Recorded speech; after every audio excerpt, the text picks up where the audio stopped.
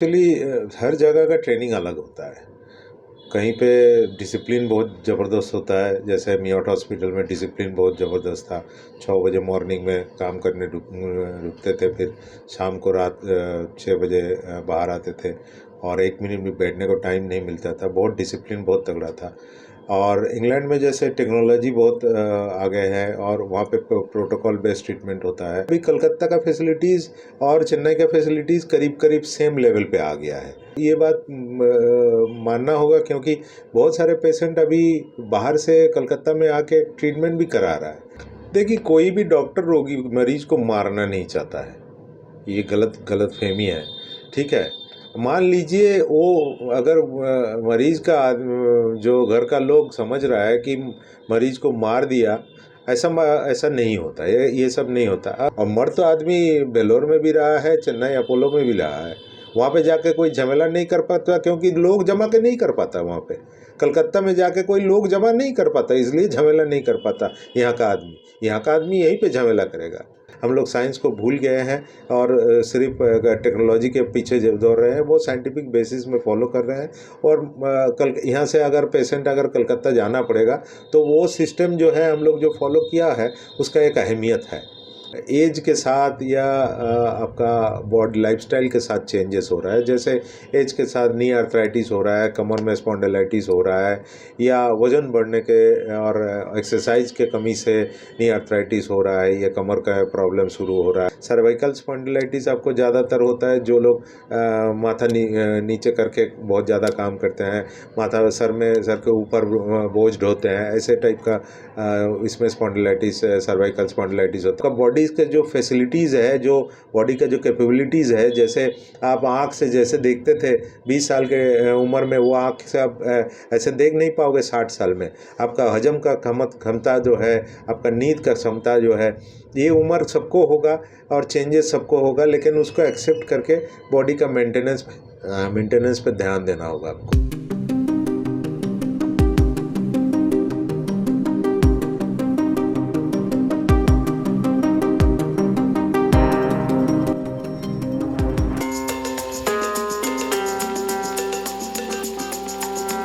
मैं medical college Kolkata जो है सीएमसी, वहाँ से पास आउट हूँ।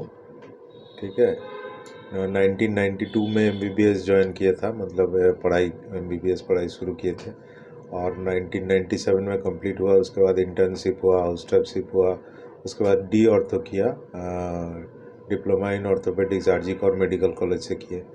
उसके बाद एमआरसीएस कंप्लीट किए इंग्लैंड में जाके, वो 2008 में किए। और फिर डीएनबी ऑर्थोपेडिक्स किए 2014-16, वो चेन्नई मियाट हॉस्पिटल से किए।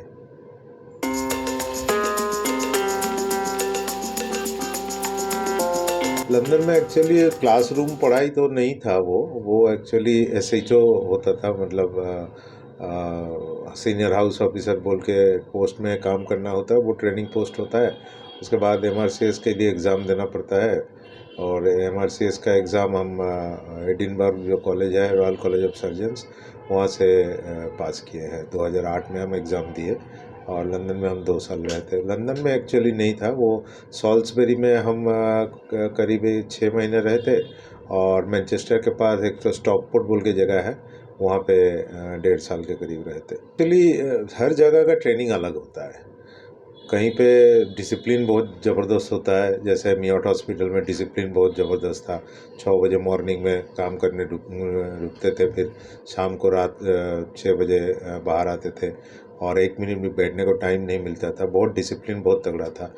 और इंग्लैंड में जैसे टेक्नोलॉजी बहुत आगे है, और वहाँ पे प्रोटोकॉल बेस्ड ट्रीटमेंट होता है, और उसके साथ बहुत सारे चीज़ हमको देखने को मिला जो यहाँ पे इंडिया में तब नहीं था। जैसे टोटल नी रिप्लेसमेंट हम इंग्लैंड में जाके पहली बार देखा था 2005 में, वो पहले हम नहीं देखे थे इंडिया में। ऐसे कोई टेक्नोलॉजी का जो नया टेक्नोलॉजी आता था, ऑर्थोपेडिक्स में टेक्नोलॉजी के काम बहुत सारे हैं, तो इंग्लैंड में थोड़ा डिफरेंट था।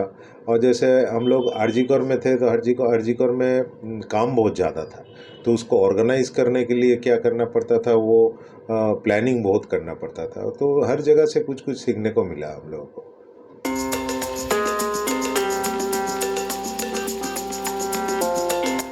इंग्लैंड से लौटने के बाद हम शिशु मंगल हॉस्पिटल जो है वो कलकत्ता में जो रामकृष्ण मिशन द्वारा चालित है वहाँ पे ज्वाइन कर लिए थे। तो वहाँ पे ज्वाइन करके वहाँ पे कुछ दिन रहे, उसके बाद हम हेल्थ सर्विस ज्वाइन कर लिए, गवर्नमेंट का हेल्थ सर्विस ज्वाइन कर लिए। पहला पोस्टिंग हमारा था पुरुलिया में, रघुनाथपुर में। तो रघुनाथपुर में जैसे पेशेंट तो बहुत था, लेकिन वहाँ पे सीआम मशीन नहीं था, और ऑपरेशंस करने का जो कुछ फैसिलिटीज़ होता है वो बहुत ज़्यादा नहीं था वहाँ पे।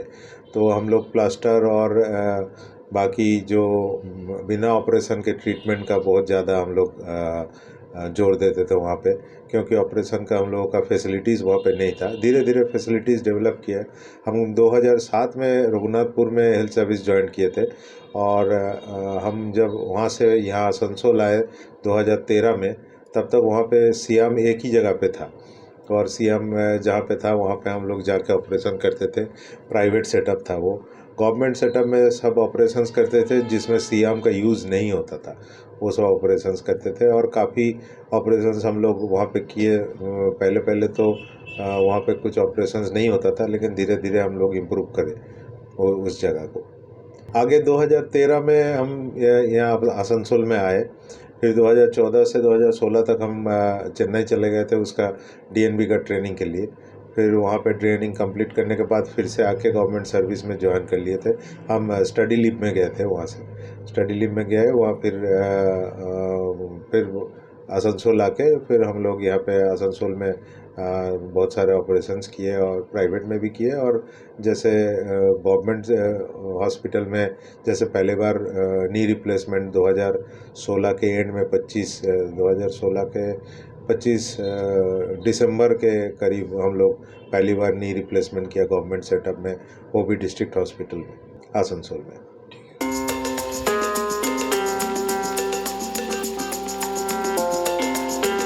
देखिए, हमको लगता है कि इंडिया का जो सिस्टम है वो सबसे बेहतर है, क्योंकि जो पेशेंट है वो पेशेंट गवर्नमेंट का जो हॉस्पिटल है वहाँ से भी बेनिफिट ले सकते हैं। प्राइवेट का जो प्रैक्टिस है, प्रैक्टिसिंग डॉक्टर्स है, प्राइवेट का हॉस्पिटल्स नर्सिंग होम्स है, वहाँ से भी बेनिफिट ले सकते हैं। और यहाँ पे इंडिया में प्राइवेट हॉस्पिटल्स भी, कॉरपोरेट हॉस्पिटल्स भी बहुत उम्दा किस्म का प्राइवेट हॉस्पिटल्स है। और जो हम लोगों का गवर्नमेंट हॉस्पिटल है, जैसे गांव लेवल में एक तो गवर्नमेंट हॉस्पिटल है, डिस्ट्रिक्ट सब डिवीज़न लेवल में एक तो गवर्नमेंट हॉस्पिटल है, डिस्ट्रिक्ट लेवल में गवर्नमेंट हॉस्पिटल है, फिर मेडिकल कॉलेजेस है।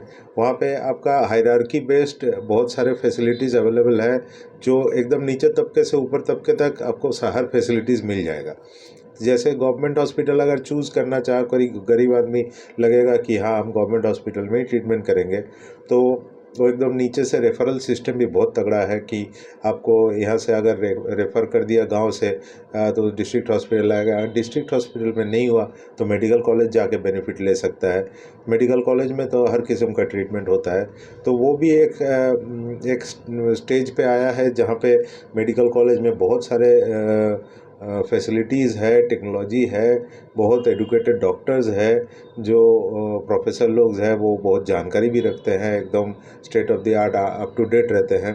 और कॉर्पोरेट हॉस्पिटल में भी बहुत अच्छा फैसिलिटीज़ एक साथ में मिलता है। भीड़ तो लगता है लेकिन सिस्टमेटिक है, ऐसा नहीं है कि सिस्टमेटिक नहीं है। अगर आप प्रोसीड्योर फॉलो करके, सिस्टम फॉलो करके जाएंगे, थोड़ा टाइम लगेगा लेकिन आपको फैसिलिटी मिलेगा ज़रूर, ठीक है। और वो भी एकदम फ्री ऑफ कॉस्ट मिलेगा। ऐसे जो हम इंग्लैंड का बात कर रहे हैं, इंग्लैंड में एनएचएस में वेटिंग लिस्ट बहुत लंबा है। आप अगर नी रिप्लेसमेंट कराना चाहते हैं तो आपका पहले जाना पड़ेगा, आपका जो नज़दीकी जो आपका ये होता है, उसको बोलता है जीपी, जनरल प्रैक्टिशनर, उसके पास जाना पड़ेगा। वो ऑर्थोपेडिक्स में रेफ़र करेगा, फिर ऑर्थोपेडिक्स देखेगा, फिर लिस्ट में आप जाएंगे, आपका नाम जाएगा, तो वहाँ पे भी वेटिंग लिस्ट बहुत लंबा है। हालांकि ये बात बहुत इम्पोर्टेंट है कि अब अगर हेल्थ केयर सिस्टम अगर इंग्लैंड का मानेंगे तो वहाँ पे कॉरपोरेट सिस्टम जो है वो बहुत डेवलप नहीं है। आपको ज़्यादातर जाना ही है गवर्नमेंट सिस्टम में, आपको बेनिफिट मिलेगा फ्री ऑफ कॉस्ट। लेकिन अगर आप चाहोगे कि हाँ हमको जल्दी कराना है और पैसा हम खर्चा कर सकते हैं, लेकिन वो बेनिफिट आपको नहीं मिलेगा। लेकिन अभी अभी थोड़ा थोड़ा करके सिस्टम डेवलप हो रहा है, जहाँ पे इंश्योरेंस बेस्ड हॉस्पिटल बहुत सारे प्राइवेट आ रहे हैं, वो भी प्राइवेट हॉस्पिटल्स को अडॉप्ट कर रहे हैं धीरे धीरे। लेकिन वेटिंग लिस्ट इंग्लैंड में बहुत ज़्यादा है, और आपको इमरजेंसीज़ जो है, इमरजेंसीज़ में भी वेटिंग लिस्ट, वेटिंग टाइम बहुत ज़्यादा है। यहाँ पे आप मान लीजिए बहुत बिजी हॉस्पिटल जैसे लेस्टर हॉस्पिटल हो गया, ये कहीं कहीं पे हॉस्पिटल ऐसे है कि 1-1.5 घंटा इमरजेंसी पेशेंट को बैठे रहना पड़ता है, ताकि इमरजेंसी डॉक्टर आके देखे तो फिर उसका बंदोबस्त करे।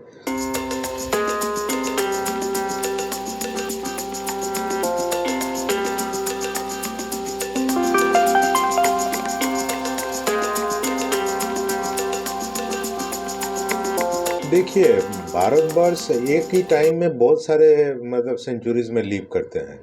मतलब आसनसोल, अगर आप आसनसोल को, कलकत्ता को लीजिएगा या मुंबई को लीजिएगा, तो मान लीजिए कलकत्ता अभी 2024 में लीव कर रहा है, अभी 2024 चल रहा है, तो आसनसोल थोड़ा पीछे है, 4-5 साल पीछे चल रहा है। मतलब 2019 चल रहा है, ऐसे टाइप का 5 साल पीछे चल रहा है। मतलब 5 साल में जाके वो कोलकाता जहाँ पे जो पोजीशन में था, वैसे फैसिलिटीज़ थोड़ा थोड़ा मिलेगा। 5 साल भी हो सकता है, 10 साल भी हो सकता है। ये हम आपको एक मिसाल दिए। तो ऐसे ही मतलब दुर्गापुर मान लीजिए बीच में है, जो थोड़ा और सामने है। और मान लीजिए और पुरुलिया में जाएंगे तो पुरुलिया जाके देखेंगे कि पुरुलिया और थोड़ा पीछे चल रहा है, लेकिन धीरे धीरे करके वो धीरे धीरे कैचअप कर रहा है। ऐसे मान लीजिए कि अगर पहले एक ज़माना था जब बंगाल से बहुत सारे पेशेंट चेन्नई में, वेलोर में, और कुछ जो चेन्नई का हॉस्पिटल है, जो प्राइवेट हॉस्पिटल्स है, वहाँ पे जाता था, बेंगलोर में जाता था, अभी भी जाता है। लेकिन वो टेक्नोलॉजी के चलते उसका फैसिलिटीज़ बहुत ज़्यादा था। यहाँ पे थोड़ा मेंटालिटी ये था कि अगर 5 रुपया खर्चा करेंगे तो हम आसनसोल में दिखाएंगे, अगर 10 रुपया खर्चा करेंगे तो हम कलकत्ता में जाके दिखाएंगे, लेकिन 1000 रुपया खर्चा करने तो हम जाके वेलोर में या चेन्नई में खर्चा करेंगे, वहाँ पे ही खर्चा करेंगे, क्योंकि वहाँ पे फैसिलिटीज़ बहुत है। अभी जो है, अभी कलकत्ता का फैसिलिटीज़ और चेन्नई का फैसिलिटीज़ करीब करीब सेम लेवल पे आ गया है। और ऐसे है, ये बात मानना होगा, क्योंकि बहुत सारे पेशेंट अभी बाहर से कलकत्ता में आके ट्रीटमेंट भी करा रहा है। कलकत्ता में ट्रीटमेंट बांग्लादेश का भी पेशेंट आके करा रहा है, और पुणे का, हैदराबाद का भी कभी पेशेंट आके कलकत्ता में ट्रीटमेंट करा रहा है। ये बात सोचिए, हम लोगों का अगर मान लीजिएगा कि सबसे अच्छा मतलब मेडिकल कॉलेज, मेडिकल फैसिलिटीज़ कहाँ पे है? सबसे अच्छा मेडिकल फैसिलिटी एम्स दिल्ली में है। तो एम्स दिल्ली में क्यों नहीं जाता बंगाल का आदमी? बंगाल का आदमी इसलिए एम्स दिल्ली में नहीं जाता कि वहाँ का आपको वहाँ का अच्छा नहीं लगता। क्या अच्छा नहीं लगता? ट्रीटमेंट अच्छा नहीं लगता, ये तो नहीं हो सकता है। कल्चर हो सकता है अच्छा नहीं लगता है। वो चेन्नई में जाके उसका वहाँ पे कल्चर अच्छा लगता है कि हाँ, इंग्लिश में बात करना पड़ रहा है, डॉक्टर इंग्लिश में बात कर रहा है। तो ऐसा नहीं है कि ट्रीटमेंट ही मेन निर्धारक है। निर्धारक बहुत सारे चीज़ है जो जो ट्रीटमेंट के अलावा भी है। ठीक है, एक गाड़ी चलता था, जैसे चेन्नई जाने के लिए गाड़ी चलता था। अभी बहुत सारे ऐसे काम हम लोग देख रहे हैं, चेन्नई में आके करवाए, चेन्नई में जाके करवाए हैं, वो भी फेल्योर है। ठीक है, वो कलकत्ता में हम लोग ठीक कर रहे हैं। ऐसे भी बहुत सारे फेल्योर के केसेस हैं। पेशेंट को ठीक से देखा नहीं, कुछ दवाई दे दिया, बोला 3 महीना खाओ, जाओ ठीक हो जाएगा, कुछ ठीक नहीं हो रहा है। पेशेंट को ऑपरेशन चाहिए था, ऑपरेशन लगा, अल्टीमेटली पेशेंट खुश था कि हाँ, हमको ऑपरेशन नहीं बोला, 3 महीने में हम ठीक हो जाएंगे, लेकिन ठीक नहीं हो पाया। ये सारे चीज़ें हो रहा है अभी।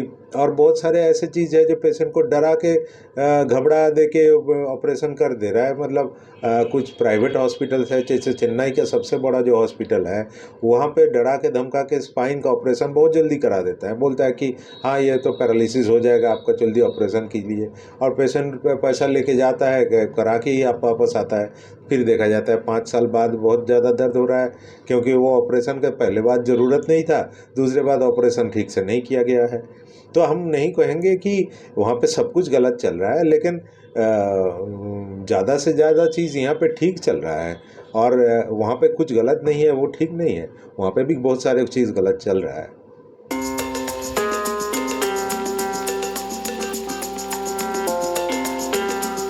ये देखिए, हम जब प्रैक्टिस शुरू किए थे, मतलब हम मेरा प्रैक्टिसिंग पोस्ट में में है, तो प्राइवेट प्रैक्टिस के साथ हम गवर्नमेंट हॉस्पिटल के ड्यूटी के साथ प्राइवेट प्रैक्टिस भी कर सकते हैं अपना ऑफ टाइम में। तो यहाँ पे जब काम कर रहे थे, यहाँ पे आसनसोल में आके जब काम कर रहे थे, तो हम देखे कि जो जहाँ जहाँ नर्सिंग होम में हॉस्पिटल में काम कर रहे थे, वहाँ पे ऐसे कुछ छोटा छोटा चीज़ है, मतलब फैसिलिटीज़ वाइज नहीं, फैसिलिटीज़ तो बहुत बड़ा चीज़ हो जाता था क्योंकि इंस्ट्रूमेंट का भी महंगा है और ये है। लेकिन हम देखें कि छोटा छोटा चीज़ जैसे डिसिप्लिन हुआ, जैसे कुछ मामूली से चीज़ को मामूली टाइप से ही करना, ये जो हम लोग कोशिश करते हैं कि सिंपल चीज़ को सिंपल ही रखेंगे और जो डिफ़िकल्ट चीज़ है उसको सिंपली हैंडल करने का कोशिश करेंगे, उसका कॉम्प्लिकेशंस को समझ के। ये हम लोग पहले भी सोचते थे कि करना चाहिए, लेकिन जहाँ पे बाहर में काम करते थे वो होने नहीं देता था। तो उसके बाद हम लोग डिसीज़न लिया कि हॉस्पिटल जब स्टार्ट करेंगे तो काम का ज़्यादा लोड तो रहेगा, लेकिन हम सिंपल चीज़ को सिंपली करेंगे। जैसे आम चीज़ें हैं उसको पेशेंट को डरा के, धमका के, घबरा के नहीं करेंगे और जो डिफ़िकल्ट चीज़ें हैं उसका कॉम्प्लिकेशंस को, बारीकियों को समझ के हम लोग का काम करेंगे।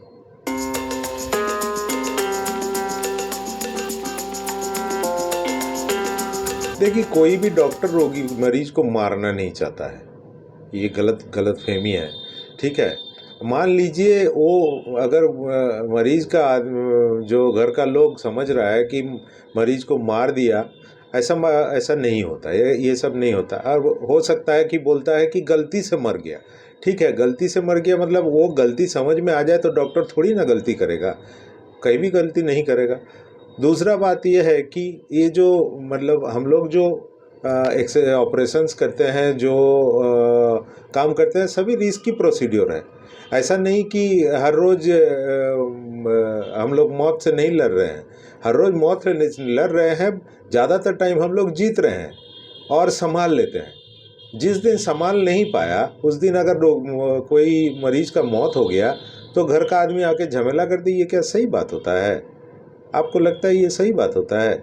ऐसा नहीं कि हम लोग बहुत एकदम आम काम कर रहे हैं। आप बाज़ार में स्कूटी लेके जाके, मोटरसाइकिल लेके जाके आम खरीदने गया है, ऐसा तो नहीं है। हम जो काम कर रहे हैं वो हर जगह पे रिस्क है, लेकिन हम लोग संभाल लेते हैं क्योंकि हम लोग बहुत पढ़ाई किए हैं, हम लोग ध्यान से देखते हैं, गलती कम करने का कोशिश करते हैं। गलती सबसे होता है, ऐसा नहीं कि, लेकिन हम लोग टीम में काम करते हैं तो गलती होने का चांस कम रहते हैं। और मरीज लोग जब कोई हादसा हो जाता है उसको ऐसे बिगाड़ देते हैं बहुत सारे लोगों को बुला के, और ऐसा नहीं है कि उसी हादसे से रिलेटेड झमेला होता है। कोई किसी का अगर गुस्सा रह गया हो बहुत दिन पहले कि हाँ, ये हॉस्पिटल में हमको ज़्यादा पैसा ले लिया था, इस हॉस्पिटल में हमको कोई दुर्व्यवहार किया था, वो सब गुस्सा आके झाड़ देता है। ये तो ठीक नहीं है ना।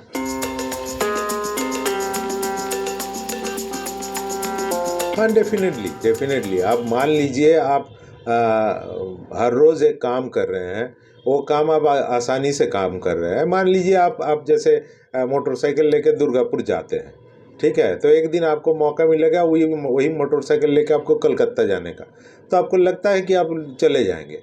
ठीक है, आपको लगता है, आपको कॉन्फिडेंस है आप चले जाएंगे, तो एक बार दो बार चले भी गए।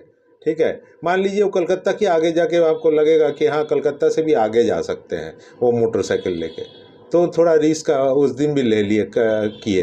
तो जहाँ पे आपको देखा है एक छोटा सा हादसा में बहुत जो बड़ा झमेला हो गया, तो आपका रिस्क लेने का काम भी ख़त्म हो जाएगा।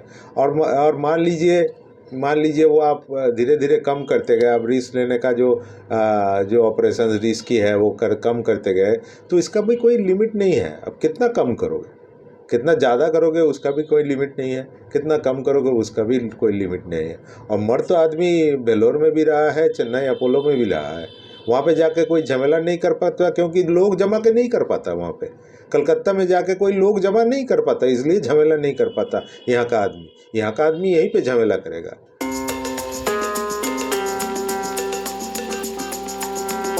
देखिए, ये जगह के हिसाब से हम लोगों का थोड़ा लिमिटेशंस है, क्योंकि ये छोटा जगह है, बड़ा जगह तो है नहीं, ठीक है। लेकिन उसी के अंदर हम लोग जो फैसिलिटीज़ का अरेंजमेंट किया है, जैसे हम लोग शुरू किए थे सिर्फ 5 ऑपरेशन थिएटर था, एक इमरजेंसी ऑपरेशन थिएटर था।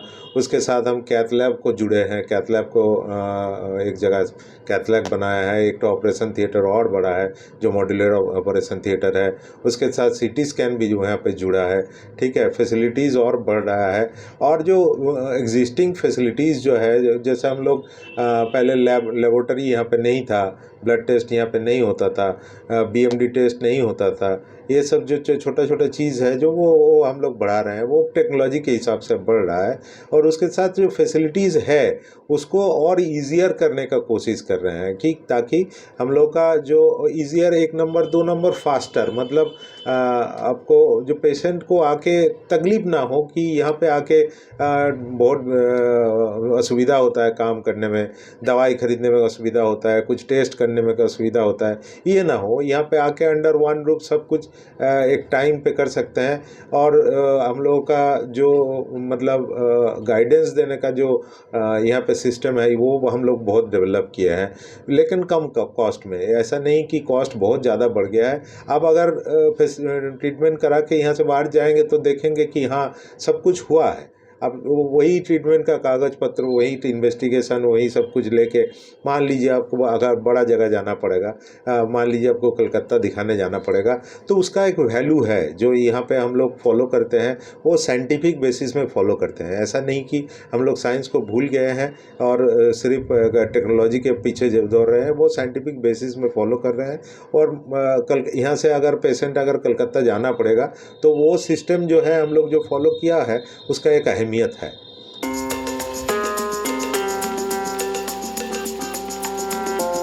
देखिए, ऑर्थो में हम लोग जो रेगुलर फेस करते हैं, वो एक तो ट्रॉमा का केसेस है, जैसे इंजरी हो गया, एक्सीडेंट हो गया, गिर गया कोई, टूट गया, ऐसे ये सब है। और दूसरा है जो एज के साथ या आपका बॉडी लाइफस्टाइल के साथ चेंजेस हो रहा है, जैसे एज के साथ नी आर्थराइटिस हो रहा है, कमर में स्पॉन्डिलाइटिस हो रहा है, या वज़न बढ़ने के और एक्सरसाइज के कमी से नी आर्थराइटिस हो रहा है, या कमर का प्रॉब्लम शुरू हो रहा है, या बॉडी में तरह तरह का पेन्स हो रहा है। एक तो ये है, और दूसरा आपका कोई डिजीज़ेज़ जो होता है, रूमेटॉइड आर्थराइटिस ये वगैरह, ये सब डिजीज़ेज़। तो ट्रॉमा को हम लोग अगर अलग करें कि हाँ, ये तो एक्सीडेंटल हो गया, इंजरी हो गया, तो ट्रॉमा एक बड़ा पार्ट लेता है। ट्रॉमा 75% हम लोगों का काम ट्रॉमा का है, एक्सीडेंट का है, जो टूट जाता है, कोई हड्डी में ऑपरेशंस का ज़रूरत होता है।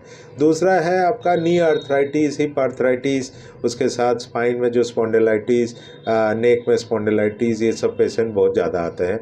और सब पेशेंट का जैसे हॉलिस्टिक ट्रीटमेंट का ज़रूरत होता है। मतलब ऐसा नहीं कि आप नी आर्थराइटिस हुआ तो नी पे फोकस किया, नी का ही दवाई दे दिया तो छोड़ दिया, वो ठीक हो गया, ऐसा नहीं। हॉलिस्टिक ट्रीटमेंट मतलब आपको ओवरऑल पेशेंट को ट्रीटमेंट करना पड़ता है। पेशेंट करता क्या है, पेशेंट का एक्टिविटीज़ क्या है, घर कहाँ है, कॉमोड टॉयलेट होता है कि घर में ऐसे इंडियन टॉयलेट है, कि पेशेंट को कितना दूर जाके अपना जॉब करना पड़ता है, किस चीज़ से जाता है, फिर पेशेंट का वज़न कितना है, कितना सीढ़ी चढ़ता है पेशेंट, ये सब समझ के काम करना पड़ता है। कितना वेट है, वेट रिडक्शन का कितना ज़रूरत है, पेशेंट का exercises daily, day to day daily activities क्या है, एक्सरसाइज बढ़ाना कैसे हो सकता है, न्यूट्रिशन कैसे ठीक कर सकते हैं, ऐसे पेशेंट का होलिस्टिक ट्रीटमेंट करना ज़रूरी होता है। स्पेशली नी आर्थराइटिस, हिप आर्थराइटिस जो होता है, स्पॉन्डिलाइटिस जो होता है। अब देखिए, उम्र तो आप घटा नहीं सकते, लेकिन उम्र के हिसाब से आदमी हमेशा वो उम्र दिखता नहीं है, उम्र उसका बॉडी होता नहीं है।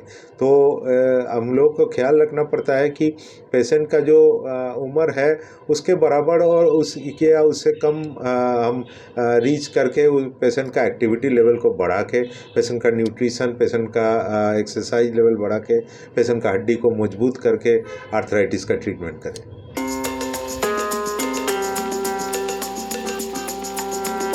देखिए, जैसे नी आर्थराइटिस हुआ, नी आर्थराइटिस मतलब हड्डी घिस जाना है, होता है। हड्डी घिस जाना, उसके अंदर का जो सॉकर टाइप का एक तो चीज़ रहता है उसको मिनिस्कस बोलते हैं।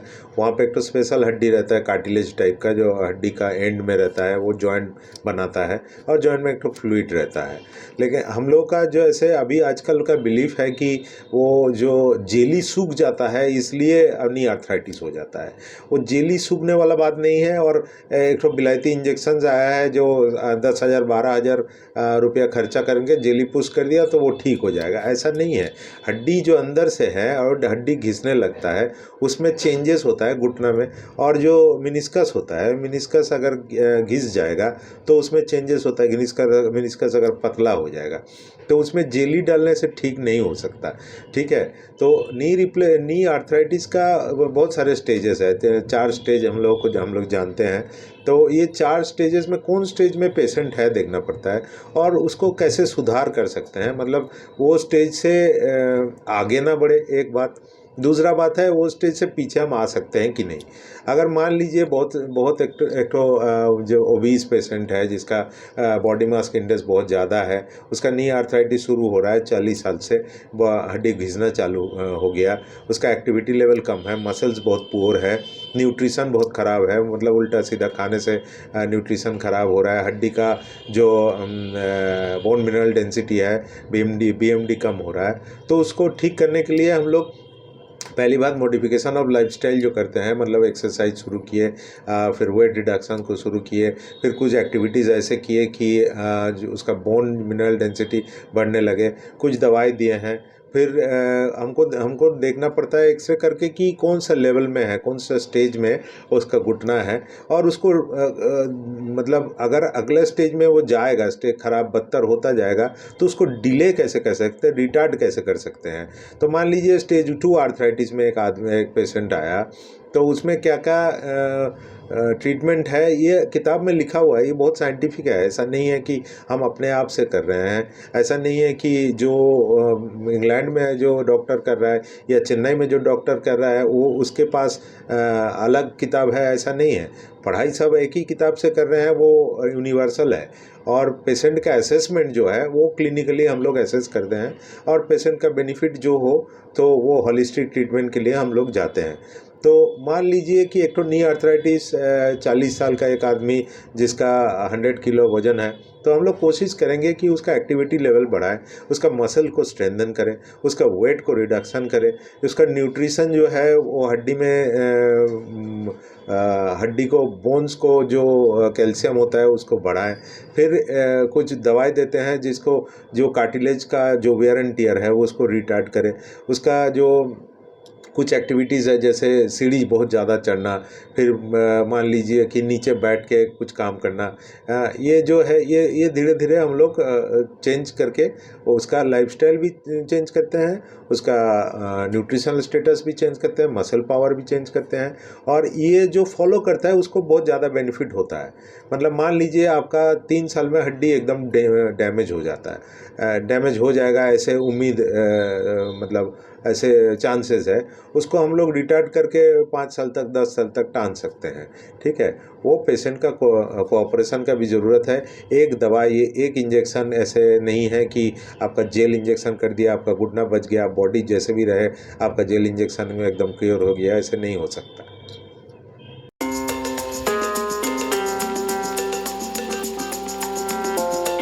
देखिए स्पॉन्डिलाइटिस ऐसे मतलब कोई बीमारी नहीं है। मतलब कुछ स्पॉन्डिलाइटिस है जो आपका इम्यूनोलॉजिकल जेनेटिक है, लेकिन जो आम स्पॉन्डिलाइटिस है जो उम्र में जैसे होता है, उम्र में आपका सर्वाइकल स्पॉन्डिलाइटिस हो या लंबर स्पॉन्डिलाइटिस हो, ये बहुत सारे चेंजेस को एक साथ मिला के उम्र के साथ ये होता है। मतलब जैसे हड्डी घिसने लगता है, उसके बीच में जो आपका जेली रहता है, जैसे जिसको हम लोग डिस्क बोलते हैं, डिस्क आपका सूख जाता है, फिर उसमें मसल्स का लिगामेंट्स का जो ऑस्टियोफाइट्स बनता है। ये स्पॉन्डिलाइटिस का तरह तरह का स्टेजेस है जो एज में आता है, एक्टिविटी रिलेटेड है, आप कौन सा एक्टिविटी कैसे कर रहे हैं। जैसे सर्वाइकल स्पॉन्डिलाइटिस आपको ज़्यादातर होता है जो लोग माथा नीचे करके बहुत ज़्यादा काम करते हैं, माथा सर के ऊपर बोझ ढोते हैं, ऐसे टाइप का इसमें स्पॉन्डिलाइटिस सर्वाइकल स्पॉन्डिलाइटिस होता है।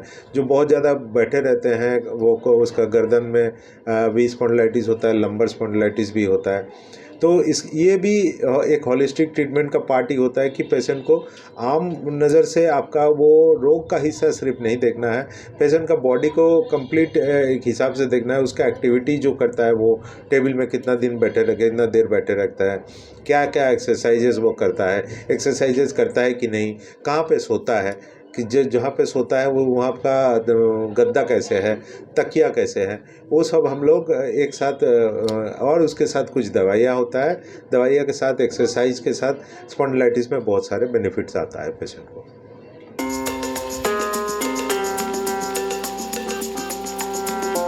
देखिए, पहला बात ये है कि हम लोगों का बॉडी का जो मेंटेनेंस है ना, बॉडी का मेंटेनेंस बहुत टाइम लगता है। मतलब मान लीजिए हम लोगों का बॉडी का मेंटेनेंस के लिए 11 से 12 घंटा हम लोगों का बॉडी का मेंटेनेंस के लिए टाइम देना पड़ता है। जैसे एक्सरसाइज हो गया, नींद हो गया, जैसे खान पीन हो गया, जैसे साफ़ करना हो गया, तो हम लोग का सारा दिन में 10 से 12 घंटा इसी में सबका निकल जाता है। और इसमें ध्यान रहे कि आप ठीक से आपका दिनचर्या जो है वो आप ठीक तरह से फॉलो कर रहे हैं कि नहीं, आपका कुछ एक्सरसाइज कर रहे हैं कि नहीं, नींद आपका बराबर हो रहा है कि नहीं, आप जहाँ पे सो रहे हैं वो ठीक ठाक जगह पे सो रहे हैं कि नहीं, आपका खान पान कैसे है, ये देखना पड़ता है। इसमें कोई मैजिकल रेमेडीज़ नहीं है। आप आम जैसे दिखाता है कि एक तेल लगा लिया, आपका घुटना एकदम चक्का एकदम ठीक हो गया, आप दौड़ने लगे, आप व्हीलचेयर में बैठे तो दौड़ने लगे, कुछ एलोपैथी डॉक्टर्स ने बोल दिया था आपका घुटना ख़राब हो गया, वो तेल लगा लिया, एकदम ठीक हो गया।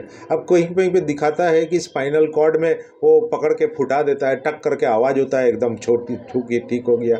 ये सब मैजिकल रेमेडीज़ कहीं पे नहीं है। और रेमेडीज़ जो मैजिकल रेमेडीज़ क्लेम कर रहे हैं वो सारे गलत क्लेम कर रहे हैं। एकदम मैजिकल रेमेडीज़ बोल के कुछ नहीं है। एक नंबर। 2 नंबर है, ये आपका मेंटेनेंस जो है, जैसे एक्सरसाइज हुआ, नींद हुआ, आपका डाइट हुआ, ये सब आपको बहुत इम्पोर्टेंट से फॉलो करना है।